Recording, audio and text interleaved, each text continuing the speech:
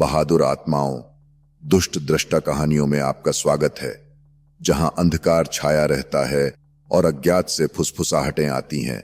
मैं दुष्ट दृष्टा हूं, दुष्ट और अजीबोगरीब के दिल में आपका मार्गदर्शक। शापित भूमि से लेकर दुनिया के छायादार कोनों तक हम निषिद्ध सत्य, प्रतिशोधी आत्माओं और भयावहता की कहानियों को उजागर करेंगे जो बस नजरों से दूर छिपी हुई हैं। हर कहानी के साथ हम अज्ञात में और गहराई से उतरते हैं, अंधेरे से देखते हैं, इंतजार करते हैं सही समय पर हमला करने के लिए। इसीलिए अगर आप सुनने की हिम्मत रखते हैं तो यह याद रखें, एक बार जब आप मेरी दुनिया में प्रवेश करते हैं तो पीछे मुड़कर नहीं देखा जा सकता। एक गहरी सांस लें, कसकर पकड़ें और कहानियों को शुरू होने दें। अगर आप हिम्मत रखते हैं। मैं अब उत्तर की ओर नहीं जाऊंगा, उन जंगलों से नहीं। मैं उस दिशा में गाड़ी चलाने से बचने के लिए अपने रास्ते से हट जाऊंगा। फिर भी मुझे यह लिखना होगा, अगर मैं अचानक शॉन की तरह गायब हो गया तो मुझे एक कागजात की जरूरत है। हमने वहां कुछ देखा और मुझे लगता है कि उसने हमें भी देखा। अब मुझे डर है कि यह बस मेरे वापस आने का इंतजार कर रहा है। मैंने जंगल में चीज देखी और मैं उससे दूर चला गया। कम से कम मुझे तो लगा कि हम चले गए। लगभग 6 महीने पहले हम एक सुनसान झील के किनारे एक शानदार कैंपिंग वीकेंड के लिए तैयार हो रहे थे, जिसे हमारे दोस्त जेम्स ने पाया था। उसने कहा था कि यह आम रास्ते से दूर है और किसी खुले कैंप ग्राउंड में नहीं है, इसलिए हमें परेशान होने की संभावना बहुत कम थी। इसका मतलब था कि हम दूसरे कैंपरों की चिंता किए बिना पार्टी कर सकते थे और मौज मस्ती कर सकते थे। और सबसे बढ़कर हम एक झील के पास होंगे ताकि हम तैराकी कर सकें। हम कुल 5 लोग थे, मैं, शॉन, जेम्स, रिक और हमारा दोस्त डायलन।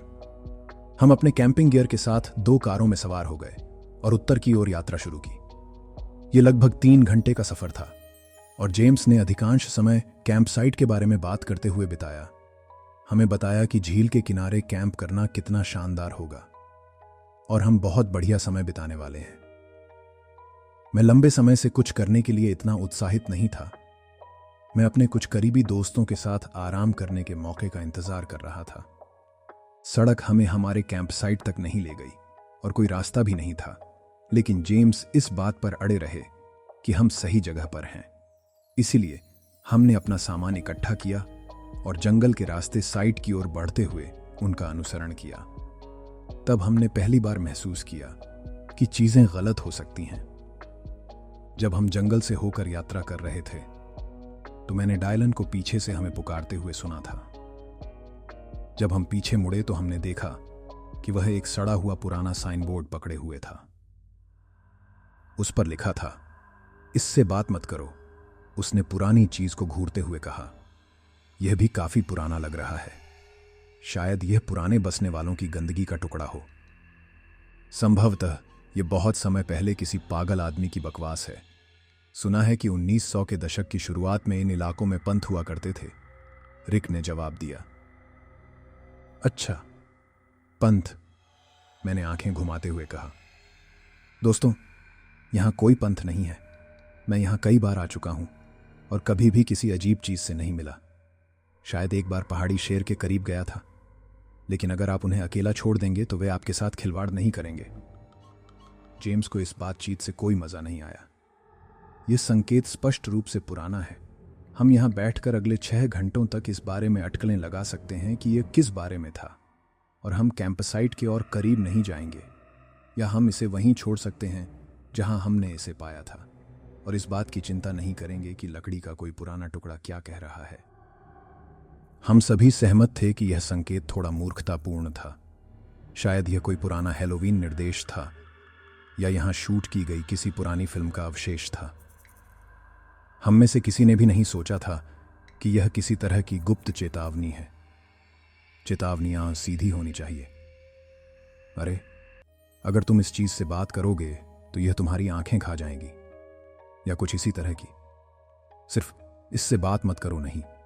यह क्या था? हम इससे बात क्यों नहीं करना चाहते थे? अस्पष्ट चेतावनियों से हमें कुछ नहीं मिला और इसलिए हमने इस पर ध्यान नहीं दिया, चाहे हमें कितना भी ध्यान देना चाहिए था। यात्रा में कोई और अजीब संकेत या अस्पष्ट चेतावनियां नहीं थीं, बस पक्षियों की आवाज और किनारे से टकराते शांत पानी की बढ़ती आवाज थी। हम एक समाशोधन में आने से पहले घने जंगल में 4 मील की दूरी तय कर चुके थे। हालांकि जेम्स सही था, यह शानदार था। सूरज ने घास के मैदान को रोशन कर दिया, जो रेतीले तटरेखा में टूट गया, और एक क्रिस्टलीय नीली झील दिखाई दी, जो सूरज की किरणों में हीरे की तरह चमक रही थी। वाह, मैंने बड़बड़ाया। जेम्स ने मुझे कोहनी मारी और मुस्कुराया। मैंने तुम्हें क्या बताया था? बिल्कुल खूबसूरत। मैंने आश्चर्य में सिर हिलाया। यह एक बढ़िया विकल्प है यार, बस। वाह। हम सभी ने हमारे सामने मौजूद दृश्य की प्रशंसा करते हुए कुछ मिनट बिताए, और फिर हम अपने कैंपसाइट को सेट करने के काम में लग गए। 1 घंटे के भीतर हम आराम करने और स्वर्ग में अपनी पहली रात का आनंद लेने के लिए तैयार थे। हमने दिन का आनंद मछली पकड़ने, तैरने और शराब पीने में लिया, और जैसे ही रात होने लगी, हमने आग जलाई और अपने साथ लाए गए कुछ खाने का आनंद लिया। हमने रात को खौफनाक कहानियों का आदान प्रदान करते हुए और नशे में धुत होकर बिताई। जब जेम्स की बारी आई तो उसने हम सभी को अपने करीब लाया, अपनी ठुड्डी के नीचे टॉर्च की रोशनी चमकाते हुए। क्या आपने कभी जंगल में मौजूद चीज के बारे में सुना है? उसने पूछा, और जब हम सभी ने अपना सिर हिलाया तो वह मुस्कुराया। इन इलाकों में एक राक्षसी जीव की कहानियां हैं जो रात में जंगल में घूमता है। यह अनजान यात्रियों को आकर्षित करने के लिए चुराई हुई आवाजों का उपयोग करके बोलता है। फिर यह उन्हें चीर देता है, उनकी पहचान चुरा लेता है, और पीछे खून के ढेर के अलावा कुछ नहीं छोड़ता। किंवदंती कहती है कि यह जीव किसी भी व्यक्ति की तरह बोल सकता है जिसे उसने लिया है। इसके साथ मुठभेड़ से बचने का एकमात्र तरीका इसे पूरी तरह से अनदेखा करना है। इसे कभी भी स्वीकार न करें। जब उसने यह कहानी सुनाई तो कुछ क्लिक हुआ और मैंने बुदबुदाया, इससे बात मत करो। जेम्स के मुस्कुराते ही बाकी लोगों ने मेरी तरफ देखा। यह सही है, इससे बात मत करो, इसे मत देखो। ऐसा दिखावा करो कि यह वहां नहीं है, क्योंकि जिस क्षण तुम इसे स्वीकार करते हो, जिस क्षण यह जानता है कि तुम जानते हो कि यह वहां है, यह तुमसे सब कुछ छीन लेगा। संकेत की तरह, मैंने कहा था कि यह एक स्थानीय किंवदंती है यार, जेम्स ने मुस्कुराते हुए जवाब दिया। उसने और कुछ नहीं कहा और वह छड़ी थमा दी, जिसका इस्तेमाल हम यह तय करने के लिए कर रहे थे कि कहानी सुनाने की बारी किसकी है। जब डायलन बस में एक आदमी के बारे में अपनी कहानी खत्म कर रहा था तो हमने कुछ सुना। पहले तो यह धीमी थी और इसे पहचानना मुश्किल था, लेकिन आवाज जारी रही, और जैसे जैसे यह आगे बढ़ी यह स्पष्ट होती गई। कोई चिल्ला रहा था। जंगल के भीतर कहीं से लंबी, पीड़ा भरी चीखें। जब रिक और मैं यह देखने के लिए खड़े हुए कि आखिर हो क्या रहा है, तो जेम्स ने हमें रोक दिया। जानवर इन इलाकों में अजीब होते हैं यार। अपनी नाक वहां मत डालो जहां इसकी जगह नहीं है। रात का समय अजीब हो सकता है, और जो भी हो, चलो इसे कैंप साइट पर मत लाओ। हम दोनों उसे देखकर हैरान हो गए। वह आमतौर पर इतना स्पष्ट नहीं होता। तुम किस बारे में बात कर रहे हो यार? ऐसा लगता है कि कोई महिला चिल्ला रही है। हमें जाकर देखना चाहिए कि क्या हम उसकी मदद कर सकते हैं, रिक ने फुसफुसाया। और अगर ऐसा है, क्या तुम जंगल में मौजूद किसी पहाड़ी शेर या भालू को मारने के लिए बंदूक लाए हो? रात का समय उनका समय होता है यार। अगर तुम इसे देखना चाहते हो तो हम सुबह जा सकते हैं। अभी के लिए मैं कहता हूं कि हम आग बुझा दें और थोड़ा आराम करें। किसी भी शिकारी को अंदर लाने का कोई मतलब नहीं है, जेम्स ने तर्क दिया, और फिर वह मुस्कुराया। इसके अलावा अगर यह जंगल में मौजूद चीज है तो क्या होगा? वह सही बात कहता है रिक। अगर हम वहां पहुंच भी गए और किसी पर हमला हो रहा था तो हम चिल्लाने या खुद को मरवाने के अलावा और क्या करेंगे? मैंने राक्षसों के बारे में टिप्पणी को अनदेखा करते हुए जवाब दिया। रिक ने अपना सिर हिलाया। नहीं, मैं पता लगाने जा रहा हूं कि वह क्या था। अगर तुम नहीं आ रहे हो तो ठीक है, यहां रहो और रोशनी बुझाओ। जंगल में मौजूद इस बेवकूफ चीज का इंतजार करते हुए अपनी पैंट में पेशाब करो। मैं नहीं जाऊंगा। मैं मजे करने आया हूं, डरने नहीं। जेम्स ने आह भरी और अपना सिर हिलाया, और एक पल के लिए मैं कसम खा सकता था कि उसके चेहरे पर हल्की सी मुस्कान थी। तुम्हारा अंतिम संस्कार करने वाला आदमी, उसने खड़े होकर और आग पर पानी की बाल्टी डालते हुए कहा। चांदनी में उसने हम सभी की ओर देखा। सो जाओ दोस्तों। रिक ने गुर्राहट की और अपने टेंट से एक टॉर्च पकड़ी। मैं वापस आऊंगा, उसने स्पष्ट रूप से कहा, और जंगल में भाग गया। हम अपने दोस्त को अकेले अंधेरे में बाहर जाने नहीं दे रहे थे, और हम में से बाकी लोगों ने भी ऐसा ही किया। खैर, जेम्स को छोड़कर हम सभी ने। वह बस कैंपसाइट पर खड़ा रहा और हमें जंगल में जाते हुए हाथ हिलाते हुए देखता रहा। आखिर उसकी समस्या क्या है? सीन ने धीरे से पूछा। मुझे नहीं पता, मैंने धीरे से जवाब दिया, अपने कंधे पर पीछे देखते हुए। लेकिन उसने वह अजीब कहानी सुनाई और अब हम कुछ सुन रहे हैं। आपको लगता है कि वह किसी तरह का बड़ा मजाक करने की कोशिश कर रहा है? सीन ने सिर हिलाया। जेम्स हमेशा से ही अजीब रहा है। क्या आपको याद है कि जब वह और डेजी कैंपिंग करने गए थे और वह खुद ही वापस आ गया था? कहा कि उनका ब्रेकअप हो गया है और डेजी वापस नहीं आ रही है। क्या आपको याद है कि हम सब ने चुपके से मजाक किया था कि उसने उसे मार दिया? लेकिन बाद में हमें वह कॉल आया जिसमें उसने कहा कि उसे खेद है कि वह अलविदा कहने के लिए नहीं रुकी और वह कैलिफोर्निया जा रही है। उसने कहा कि वह अब जेम्स के आसपास नहीं रह सकती, कि उसने कुछ ऐसा किया जिससे वह वास्तव में नाराज हो गई। आश्चर्य है कि क्या उसने उसके साथ ऐसा करने की कोशिश की। मुझे वह घटना मुश्किल से याद है, लेकिन मुझे आश्चर्य नहीं हुआ कि सीन ने ऐसा किया।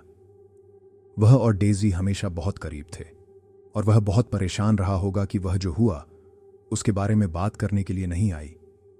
अगर यह एक शरारत है तो यह एक भयानक शरारत है, मैंने फुसफुसाते हुए कहा, जब हम अपनी टॉर्च की किरणों के मार्गदर्शन में अंधेरे में आगे बढ़ रहे थे। फिर हमने फिर से चीख सुनी, जो पहले की तुलना में तेज और स्पष्ट थी। रिक चीख की दिशा में भाग गया। हम उसके पीछे पीछे गए, निचली शाखाओं के नीचे से कूदते हुए और जड़ों पर कूदते हुए। डायलन, रिक और जेम्स मुझसे कहीं ज्यादा एथलेटिक थे, लेकिन मैंने उनके साथ बने रहने की पूरी कोशिश की, तब तक जब मेरा पैर एक जड़ में फंस गया और मैं लड़खड़ा गया। मैं जमीन पर गिरा और मेरा सिर एक चट्टान से टकराया, जिससे मेरी नजर तारों से भर गई। दूसरों ने ध्यान नहीं दिया, कम से कम मुझे तो नहीं लगा कि उन्होंने ध्यान दिया, लेकिन मैंने सीन को सुना। पहले तो ऐसा लगा कि वह पानी के नीचे था, लेकिन जैसे जैसे मेरा सिर साफ हुआ, मैं उसे मेरा नाम पुकारते हुए ज्यादा स्पष्ट रूप से सुन पाया। अब इस बारे में सोचते हुए, जिस तरह से मैंने अपना सिर मारा, उससे शायद मेरी जान बच गई। सीन ने मुझे अपने पैरों पर खड़ा होने में मदद की और हम रिक और डायलन की दिशा में भागे, पहले से कहीं ज्यादा सावधानी से। हम उस जगह पहुंचे जहां से मैं केवल चीखने की आवाज सुन सकता था, और हमने रिक और डायलन को पाया। हमने पाया कि उनका जो कुछ बचा था वो हमने देखा। यह एक कैंप साइट थी। आग अभी भी सुलग रही थी और टेंट पेड़ों से टकरा रहे थे। उनके फ्रेम मुड़े हुए थे और कैनवास फटा हुआ था। पेड़ों और पूरी जमीन पर हल्की गीली चमक थी। मैंने मान लिया था कि यह खून है। जब मैंने नरसंहार को देखा तो मैंने कुछ और भी देखा। कोई आवाज नहीं थी, कोई कीड़े नहीं चहक रहे थे, कोई पत्ते नहीं हिल रहे थे, बस आग से कभी कभार चटकने की आवाज आ रही थी। इस जगह के आसपास की दुनिया भयावह रूप से शांत थी, लेकिन फिर पेड़ों की कतार में कुछ फीट की दूरी पर मेरी नजर किसी चीज पर पड़ी। वहां मैं जिस चीज को सिर्फ मेरे दोस्तों का अंदरूनी हिस्सा कह सकता हूं, उसके ऊपर खड़ा एक प्राणी था। ये जो कुछ बचा था उस पर झुका हुआ था, खून के टुकड़ों को उठाते हुए। उसका रूप ऐसा लग रहा था मानो यह एक शरीर की अजीबोगरीब प्रतिकृति बनाने के लिए आपस में गूंथी हुई शाखाओं से बना हो। उसका चेहरा बिना निचले जबड़े के छाल से उकेरी गई खोपड़ी जैसा था, और जब वह खून के टुकड़ों को चांदनी में पकड़े हुए था तो मैं उसकी मुड़ी हुई खाली खोखली जगहों को देख सकता था जो उसकी आंखें थीं।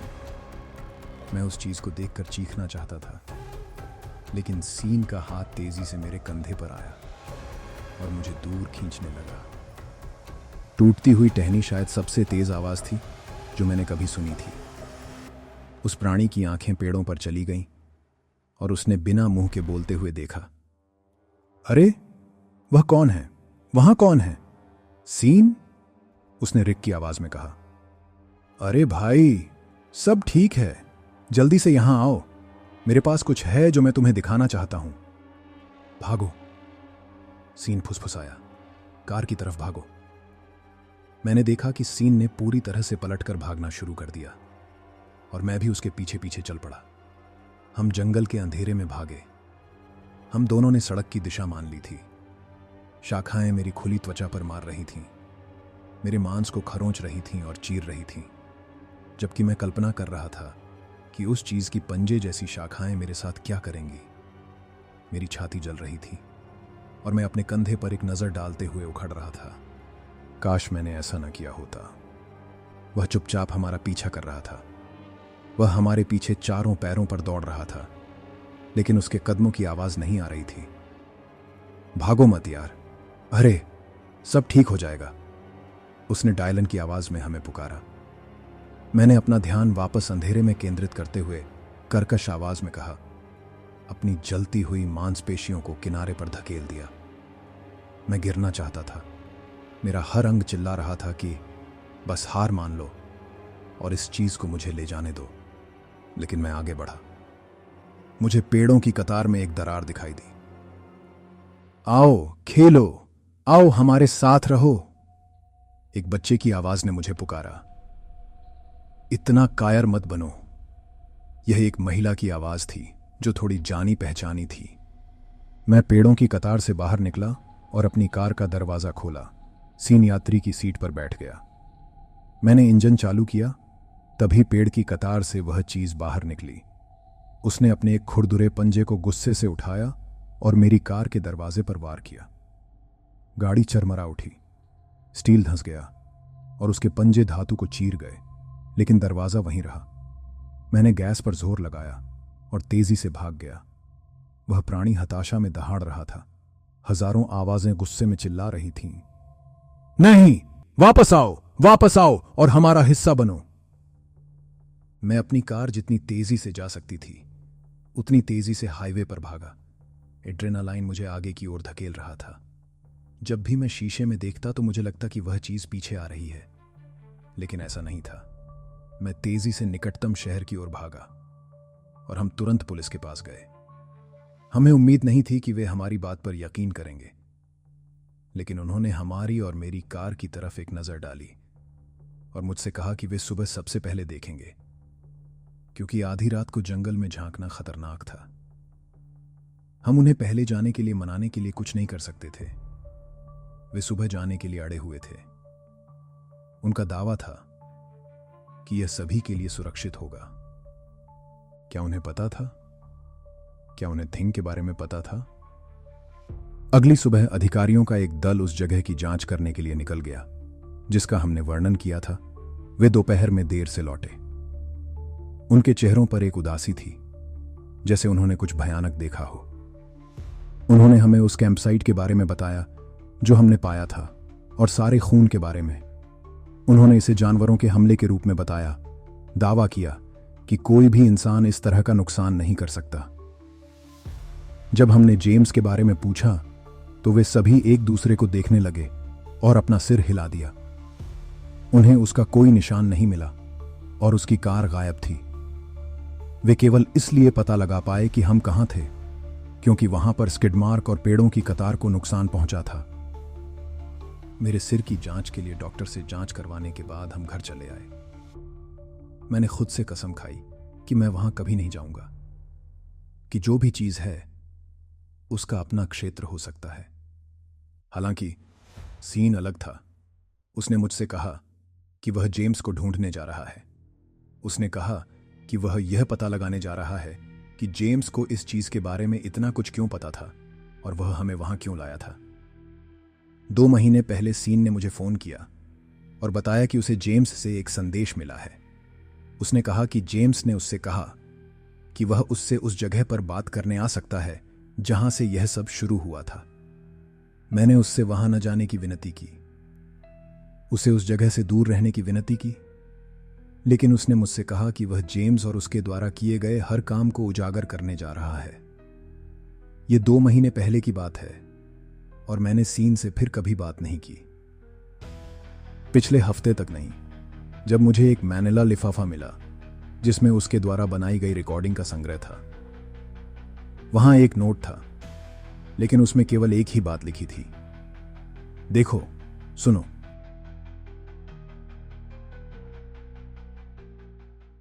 जंगल में मौजूद चीज पीछे छूट गई होगी, लेकिन जंगल बहुत बड़ा है और इसकी फुसफुसाहट दूर तक जाती है।